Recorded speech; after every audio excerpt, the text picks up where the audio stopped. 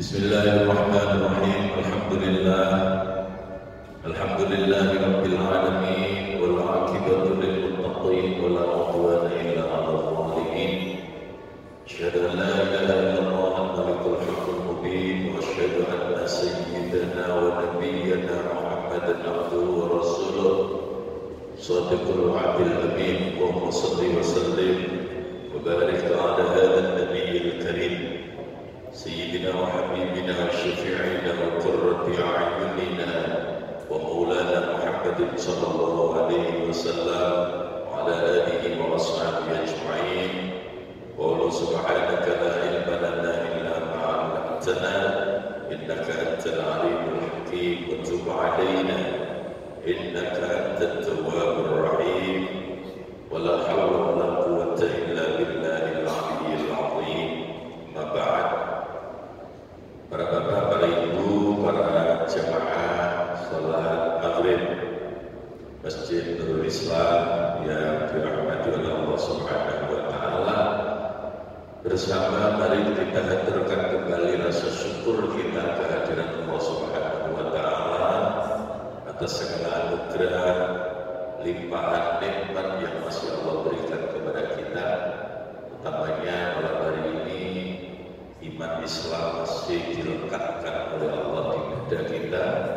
Demikian pula dengan nikmat sehat afiat, sehingga dengan apa yang telah Allah berikan kepada kita, kita masih bisa istiqomah di dalam menjalankan berbagai aktivitas di kehidupan kita, utamanya istiqomah dalam menjalankan serangkaian ibadah yang menjadi tanggung jawab utama kita di saat Allah menghidupkan kita di dunia ini, yakni senantiasa mengabdikan diri beribadah kepada Allah Subhanahu wa Ta'ala. Kita bisa tunaikan salat maghrib dengan berjamaah, kita bisa luangkan waktu kita kembali untuk bersama-sama duduk mengikuti taklim, majelis ilmu. Mudah-mudahan seluruh amal-amal yang dengan pertolongan Allah bisa kita laksanakan ini benar-benar bisa menjadi wasilah ridhonya Allah Subhanahu wa Ta'ala senantiasa dihadirkan untuk kita semuanya fid dunya wal akhirah. Amin ya rabbal alamin. Salawat wassalam tidak lupa kita haturkan kehadiran junjungan agung beliau Rasulullah Muhammad sallallahu alaihi wasallam biqauli Allahumma shalli ala sayyidina Muhammad wa ala alihi wa ashabihi ajma'in. Bapak Ibu jemaah yang dirahmati oleh Allah Subhanahu wa Ta'ala, kita masih akan melanjutkan kajian kita terkait dengan penjelasan Allah Subhanahu wa Ta'ala tentang sifat-sifat hamba yang mulia. Hamba-hamba Allah Subhanahu wa Ta'ala yang dimuliakan oleh Allah Subhanahu wa Ta'ala, yang kemudian disebut di dalam Al-Quran dengan sebutan Ibadur Rahman, itu memiliki sederet sifat yang ditunjukkan oleh Allah kepada kita agar kita mau mengikuti sesuai dengan potensi yang Allah berikan kepada kita. Sifat yang pertama telah dijelaskan oleh Allah dan sudah kita kaji bersama pada beberapa pertemuan yang lalu.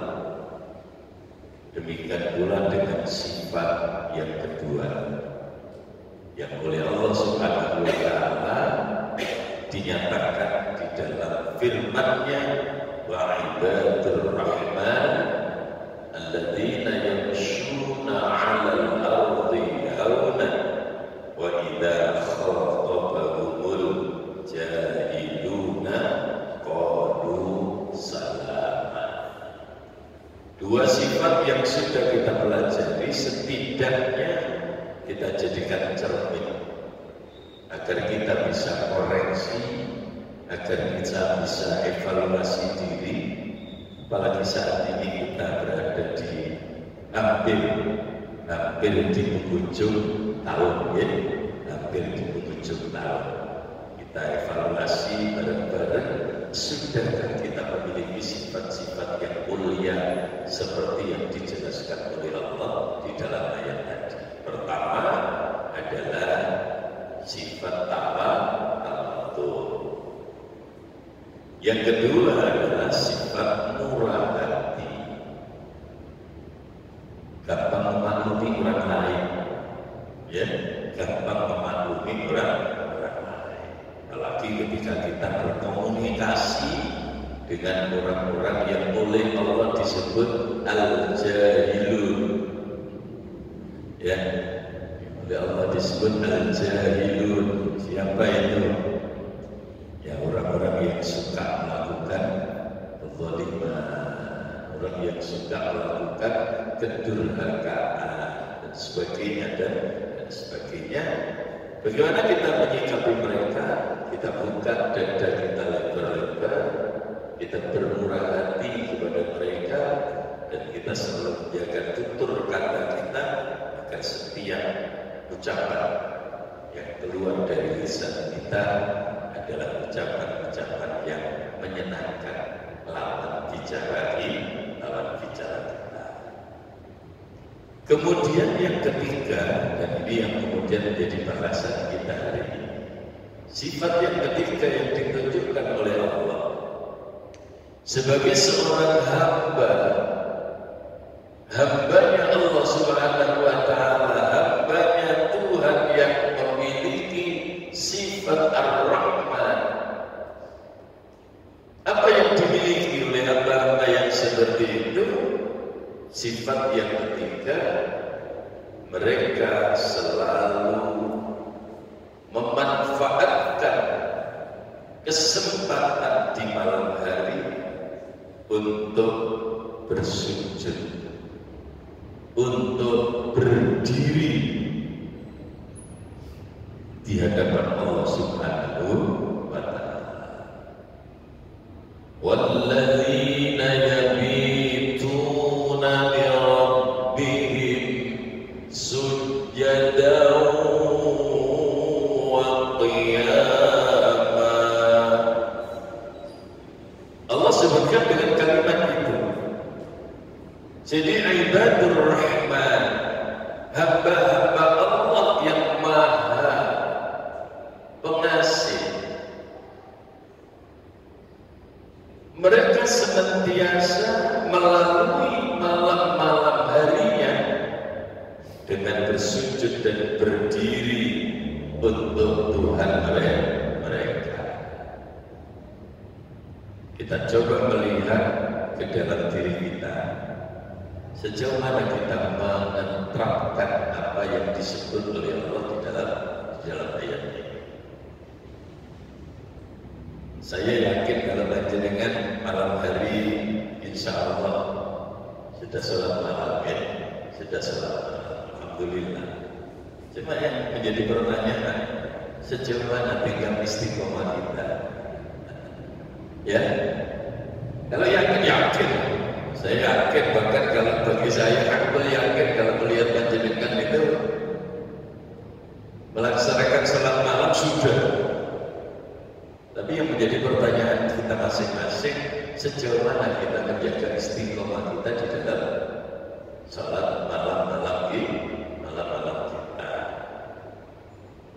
Kenapa itu yang harus ditanamkan terlebih dahulu dalam diri kita? Setelah Allah Subhanahu wa Ta'ala menunjukkan bahwa orang-orang yang disebut ibadur rahman itu memiliki sikap tawadhu terhadap siapapun, mereka senantiasa bermurah hati kepada siapapun, termasuk kepada orang-orang yang oleh Al-Quran disebut dengan al-jahilun.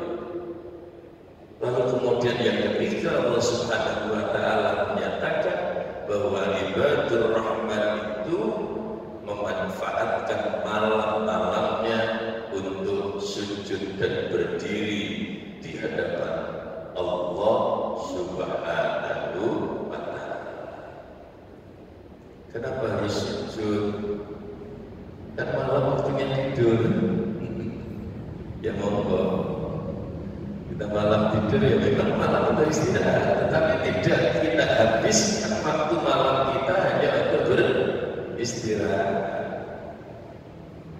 Kita manfaatkan sebagian malam itu untuk berdiri dan bersujud di hadapan Allah dalam rangka apa? Dalam rangka mendekatkan diri kita kepada Allah Subhanahu wa ta'ala. Saya sering kali katakan, posisi apapun dalam kehidupan kita ini, yang paling dekat dengan Allah Subhanahu wa ta'ala adalah posisi di saat kita sujud. Ya? Kita menjadi apapun, dalam keadaan bagaimanapun, dalam posisi kayak apapun, kalau sudah bicara tentang kedekatan diri kita kepada Allah Subhanahu wa ta'ala, tidak ada posisi yang melebihi kedekatan orang yang dalam keadaan sujud di hadapan Allah Subhanahu wa ta'ala. Dan itu disebut oleh Rasulullah SAW, aqrabu ma yakunul 'abdu min rabbih wa huwa sajid. Jadi kondisi atau posisi yang terdekat dari seorang hamba kepada Tuhannya itu adalah posisi di saat dia dalam keadaan sujud.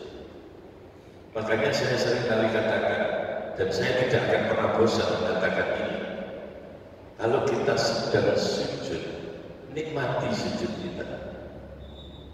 Ya. Ketika kita sedang sujud, berusahalah untuk menikmati sujud kita. Ojo kesusutan, ya, ojo kesusutan. Tentu dalam tanda kutip, dalam tanda kutip, yaitu di saat kita bersujud dalam keadaan kita sholat sendiri. Ya, dalam keadaan kita sholat sendiri, sholat sunnah, gitu, sholat malam. Adapun sholat kita dalam keadaan berjamaah, ya tentu ketika posisi kita sebagai makmum, ya kita mengikuti imam. Ya, cuma sujud itu penting, terus posisi jadi makmum, imam wis tangi. Kalau udah dia semuanya kayak ngomongi imam wis ngadep wis merukuk dari sini ya malah jadi masalah.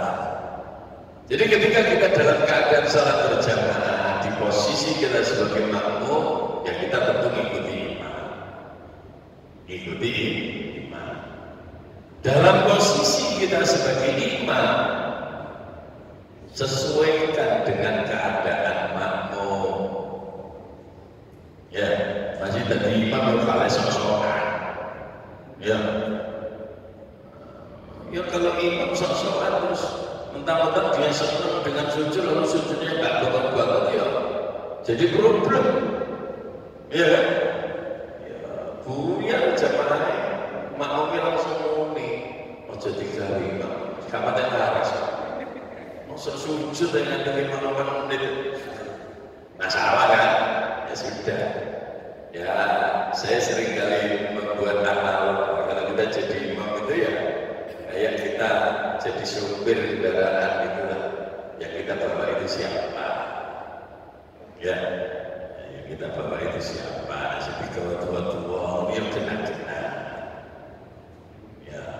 jadi gawa-gawa selatih geradakan ya, dengkulnya protol gitu kan.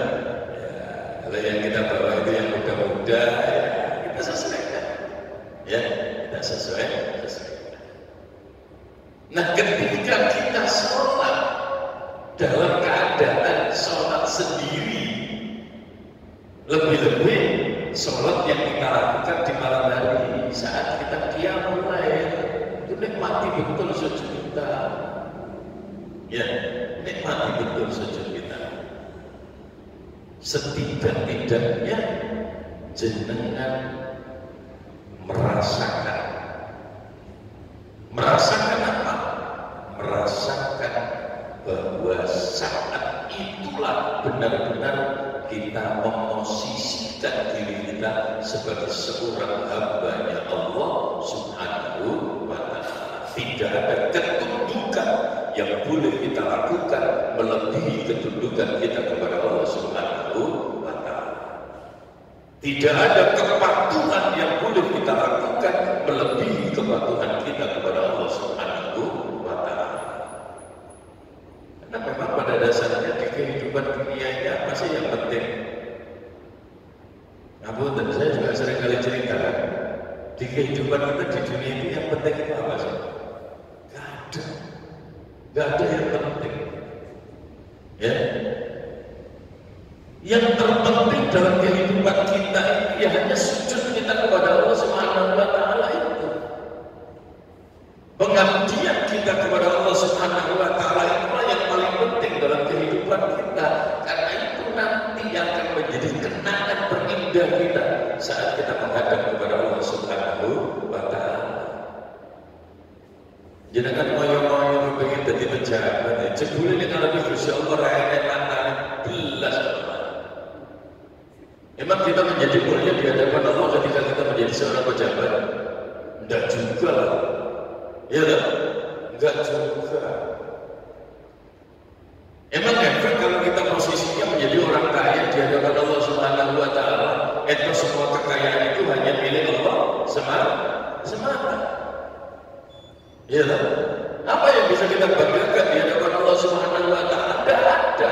Karena hakikat semuanya ini adalah milik Allah Subhanahu wa Ta'ala. Ya. Ini penting sekali kita pahami. Ya. Penting sekali kita sadar bahwa di kehidupan tidak ada yang penting sama sekali kecuali ketika kita memposisikan diri sebagai seorang abid yang betul-betul mau mengabdi kepada Allah, dan salah satu implementasi pengabdian utama kita adalah saat-saat kita bersujud di hadapan Allah Subhanahu wa Ta'ala. Apalagi kalau jenengan kemudian ketika sujud saat membaca tasbih jenengan paham Subhana rabbiyal a'la wa bihamdi. Ya, betapa saat kita sujud itu betul-betul kita memahasucikan Allah Subhanahu wa Ta'ala. Dan tidak ada satu pun pujian yang layak kita berikan kecuali pujian kita hanya kepada Allah Subhanahu wa Ta'ala. Makanya kenapa Al-Fatihah itu menjadi surat istimewa, karena dibuka dengan basmalah diikuti dengan hamdalah alhamdulillahirabbil alamin. Segala puji itu hanya milik Allah Tuhan seluruh sekalian. Maka jangan pernah kita berpikir untuk menjadi orang yang ingin dipuji oleh orang lain,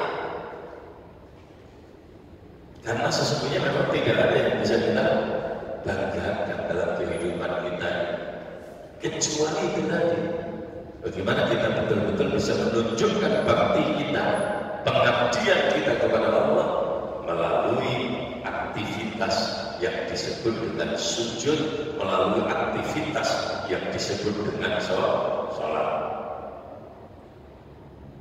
Sehingga tidak heran kalau Rasulullah SAW memosisikan sholat itu pada posisi yang teratas. Ya, Rasulullah memosisikan sholat itu pada posisi yang teratas di dunia sampai di akhirat. Ya, di dunia sampai di akhirat. Juga bisa di dunia Allah menempatkan sholat itu menjadi tiang agama. Maka orang yang mendirikan sholat, menegakkan sholat, maka ia dinilai menegakkan agama. Orang yang meninggalkan sholat berarti dia merobohkan agama. Ini menunjukkan bahwa dari hidup kita di dunia ini, sholat sudah teramat sangat penting. Sholat ulaiman penting. Faman aqamaha faqad aqama ad-din wa man tarakaha faqad hadama ad-din. Lalu kemudian di akhirat kayak apa? Di akhirat oleh Rasulullah juga digambarkan. Apa gambaran Rasulullah SAW tentang sholat? Awwalu, yang pertama kali, ma yuhasabu bihil abdu yawmal qiyamah as-salat, yang akan dihisab pertama kali oleh Allah Subhanahu wa Ta'ala dari hamba-hambanya tidak lain adalah sholatnya. Ya, sholat. Ketika sholat seseorang itu baik, maka amal-amal yang lain akan ikut menjadi baik. Ya. Ketika sholat seseorang itu baik, maka